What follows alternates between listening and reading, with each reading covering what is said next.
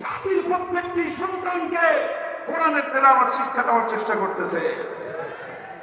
এদেশের মাদ্রাসাগুলো মুসলমানদের সন্তানদেরকে কোরআনের ধর্ম শিক্ষা দেওয়ার জন্য 10 থেকে 12 বছরের শিক্ষার সিলেবাসের মাধ্যমে চেষ্টা করতেছে। তারপর তালিমে হিকমত দাওয়াতুল হকের মাধ্যমে উম্মতের একদল উলামায়ে কেরাম নামাজ, রোজা, তারপরে উযু, আযান, ইকামতের এই বিষয়গুলো প্র্যাকটিক্যাল তালিম দিচ্ছে। আরেকদল উলামায়ে কেরাম দাওয়াত এবং তাবলীগের মেহনতের নামে মানুষকে ঘর থেকে বের করে আল্লাহর রাস্তায় নিয়ে তাদেরকে সেখানে প্র্যাকটিক্যাল ভাবে আল্লাহর দ্বীনের তালিম, কোরআনের তালিম দিচ্ছে।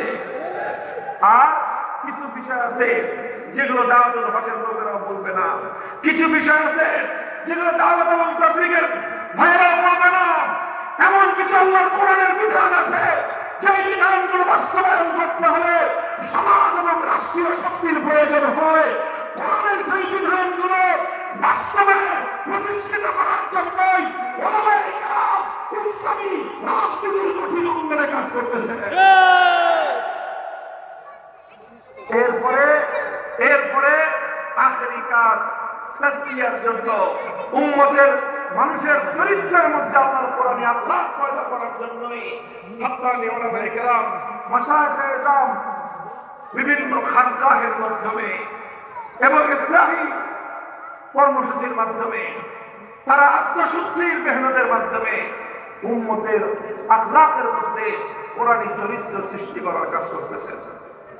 কাজে এই সবগুলি কর্মসূচি এক সূত্রে গাঁথা, এগুলোই হলো আল্লাহর নবীর বৈপ্লবিক কর্মসূচির বুনিয়াদ।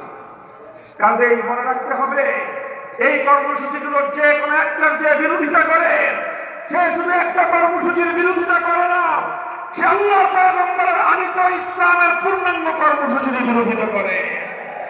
যারা আল্লাহর কোরআনের বক্তব্যগুলোকে যারা বন্ধ করে দিতে চায়, কোরআনী শিক্ষা যারা বিস্তৃত করে দিতে চায়, তারা যেমন ইসলামের দুশমন। যারা কোরআনের শিক্ষা, মাদ্রাসা শিক্ষাকে সংকুচিত করতে চায়, তারাও ইসলামের দুশমন। যারা ইসলামী রাজনীতির বিপক্ষে মাঠে ময়দানে হোক ষড়যন্ত্রমূলক ভাবে ইসলামী রাজনীতি, ধর্মভিত্তিক রাজনীতির বিরুদ্ধে কথা বলে,